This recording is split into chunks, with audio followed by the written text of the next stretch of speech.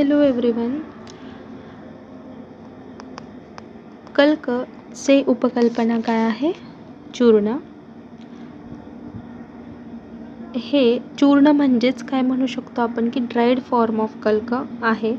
आणि definition of चूर्ण बघा. फर्स्ट पॉइंट, अत्यंत शुष्क यत द्रव्यम सुपिष्टम वस्त्रगालितम तत् स्यात् चूर्णम रजः क्षोध तन्मात्रा कर्ष संमिता. चूर्ण हे ड्राय पावडर आहे ज्याला जे कसं बनवलं गेलं आहे, ड्राय ड्रग्सला पॉन्डिंग करून मर्दन करून आणि ते मर्दन केलेलं क्लॉथमधून फिल्टर करून बनवलं गेलेली पावडरला काय म्हणतो आपण? चूर्ण. याचे दोन सिनॉनिम्स श्लोकमध्येच दिलेले आहेत, जे आहेत रजः आणि क्षोध. तर टोटल सिनॉनिम्स 3 आहेत, चूर्ण, रजः, क्षोध. टाईप्स बघा, 3 टाईप आहेत चूर्णचे, स्थूल, सूक्ष्म आणि अत्यंत सूक्ष्म. स्थूल चूर्ण म्हणजे कोर्स पावडर, सूक्ष्म चूर्ण म्हणजे फाईन पावडर आणि अत्यंत सूक्ष्म चूर्ण म्हणजे व्हेरी फाईन पावडर. स्थूल चूर्ण गाळण्यासाठी जो आपल्याला चाळणीची साईज लागते, सीव साईज, छन्नी की साईज, हे जे लागतं ते 18 to 20 त्या चाळणीवर नंबर असतो, नंबर लिहिलेले असतात चाळणीवर. तुमच्या रसशालामध्ये तुम्ही जाऊन बघा, चाळणीवर नंबर असतात. तर 18 to 20 मध्ये जे नंबर आहेत, 18, 19, 20 या नंबरची साईज लागते कोर्स पावडर चाळण्यासाठी. तसंच सूक्ष्म फाईन पावडरसाठी 60 नंबर आणि अत्यंत सूक्ष्मसाठी 100 नंबर. यूजेस काय आहेत? स्थूल, क्वाथ, हिम, फांट प्रिपरेशन. या प्रिपरेशनमध्ये स्थूल जे कोर्स पावडर आहे तिचा वापर केला जातो.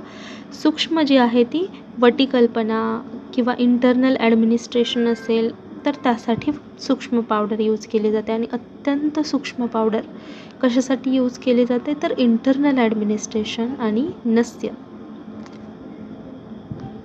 प्रक्षेपक द्रव्य काय आहेत बघा? गुड, सीता, हिंगू, घृत, मधू आणि लिक्विड्स. हे 5 असे ओळीने पहिल्यांदा पाठ करायचे आणि नंतर त्यांची क्वांटिटी पाठ करायची. डोळे बंद करून एकदा माझ्यासोबत म्हणा.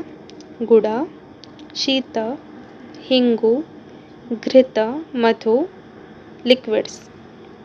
तर गुडाची क्वांटिटी किती असली पाहिजे? Equal. Sita double. Hingoo mention करायचं की भरजीत हिंगू, म्हणजेच हिंगू जो आहे तो आपण ॲज इट इज खाऊच शकत नाही, त्याला पहिल्यांदा घीसोबत फ्राय करावं लागतं, तेव्हाच खाऊ शकतो. त्याची क्वांटिटी एवढीच असली पाहिजे ज्याने नॉशिया होणार नाही, म्हणजे चिमूटभर. तर घृत आणि मधू डबल क्वांटिटी, लिक्विड्स म्हणजेच वॉटर किंवा क्षीर 4 टाइम्स क्वांटिटी. डोस काय आहे? 1 कर्ष म्हणजेच 12 ग्रॅम. नोटीस केलंच असेल तुम्ही, कल्कमध्ये पण डोस काय होता? 1 कर्ष. इथे पण काय आहे? 1 कर्ष. अनुपान काय आहे? वातज रोगमध्ये 3 पल म्हणजेच 144 144 ml. पित्तज रोग 2 पल 96 ml. कफज रोग 1 पल 48 ml. हे जे मेजरमेंट आहेत, अनुपान प्रमाण जे आहेत, वातजमध्ये 3 पल, पित्तजमध्ये 2 पल आणि कफजमध्ये 1 पल, हे चूर्ण, अवलेह, गुटिका, कल्क या 4 मध्ये हे प्रमाण सेम आहेत. हेच त्या 4 मध्ये लिहायचं. शेल्फ लाईफ काय आहे? 2 months आणि रिवाइज्ड गाईडलाईन्सनुसार 2 years, पण आपण 2 months लिहायचं नॉर्मली. जनरल यूजेस ऑफ चूर्ण. चूर्णाचे यूजेस किती आहेत? 5. Administered orally. External use as लेप, उद्वर्तन, अवचूर्ण. Secondary preparations as adjuvant. आणि 5th आहे सेकंडरी प्रिपरेशन्स फॉर घृत तैल. ॲडव्हान्टेजेस काय आहेत चूर्णाचे? Digest, absorbed, metabolize and assimilate easily. early onset of action, second advantage. Third advantage, dose fixation is more easier. Fourth, more economical. Fifth, easy for transportation. Disadvantage, if it is not having good palatability, patient will reduce the acceptance of churna. First disadvantage. Second, deteriorate if exposed to atmosphere.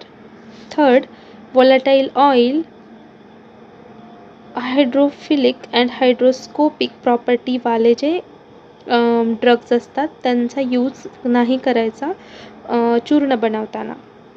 हे 3 disadvantage आहेत. Quality control parameters काय काय आहेत चूर्णासाठी? Colour, odour, microscopic character, particle size, total ash, acid insoluble ash, pH, water soluble extractive, alcohol आणि shelf life. तर याचे example काय आहे? शीतोपलादी चूर्ण. त्याची ट्रिक आहे SV-PET. SV-PET म्हणजे इन्ग्रेडियंट्स सीता, वंशलोचना, पिप्पली, एला, त्वक.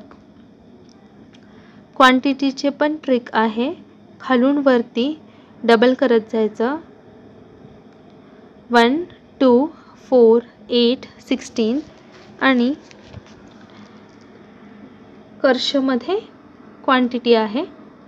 तर सीता 16 कर्ष, वंशलोचना 8 कर्ष, पिप्पली 4 कर्ष, एला 2 कर्ष, त्वक 1 कर्ष. मेथड ऑफ प्रिपरेशन तुम्हाला माहिती आहे चूर्ण कसं बनवायचं. तर डोस काय आहे? 1 कर्ष per day in divided dose म्हणजे एका दिवसात 1 कर्ष. अनुपान काय आहे? घी आणि हनी. भेषज सेवन काल काय आहे? तर मुहुर्मुहुर रिपीटेडली औषध दिलं गेलं पाहिजे हे. आणि इम्पॉर्टंट थेरप्युटिक यूज कोणकोणत्या आजारामध्ये देऊ शकतो आपण? अरोचक, अग्निमंद्य, पित्तज श्वास, ज्वर, कास, हस्तपाद, दाह. नेक्स्ट आहे हिंगवाष्टक चूर्ण. या नावातच दिलेले अष्टक म्हणजे 8 इन्ग्रेडियंट आहेत. शुंठी, मरीच, पिप्पली, अजमोद, सैंधवलवण, श्वेतजीरक, कृष्णजीरक, हिंगू. हे जे 8 आहेत त्यापैकी वरचे जे 7 आहेत ते 1 पार्ट घ्यायचे आणि जे हिंगू आहे ते 1/8 पार्ट घ्यायचं.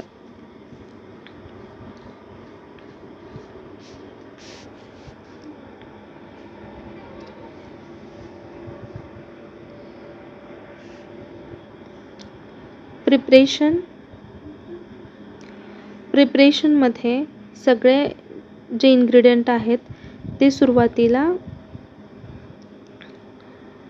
इक्वल क्वांटिटीमध्ये सुरुवातीला पावडर करायची, इक्वल क्वांटिटीमध्ये मेजर करायचं आणि सगळ्यांना गाळून घ्यायचं, चाळून घ्यायचं चाळणीनं आणि खलवयंत्रामध्ये टाकायचं. पण हिंगू मात्र पहिल्यांदा तुपामध्ये भाजून घ्यायचा आणि नंतर त्याची पावडर करायची, मेजर करायची आणि ती त्या खलवयंत्रामध्ये टाकून त्याचं ट्रिट्युरेशन करायचं आणि होमोजिनस मिक्सचर तयार होईपर्यंत खलवयंत्रामध्ये मर्दन करत राहायचं आणि नंतर एअरटाईट कंटेनरमध्ये हे मिश्रण ठेवून द्यायचं. तर याचा डोस काय आहे? 1/2 कर्ष म्हणजे 6 ग्रॅम्स ट्वाईस डेली. दिवसातून 2 वेळा 6-6 ग्रॅम म्हणजे 1 कर्ष दिवसभरात. अनुपान काय आहे? घृत, घी. भेषज सेवन काल काय आहे? प्रथम कवल म्हणजे फर्स्ट बोलस ऑफ फूड. आपण जेवण करताना जो पहिला घास आहे त्यामध्ये हे पावडर 6 ग्रॅम टाकून तो घास खायचा.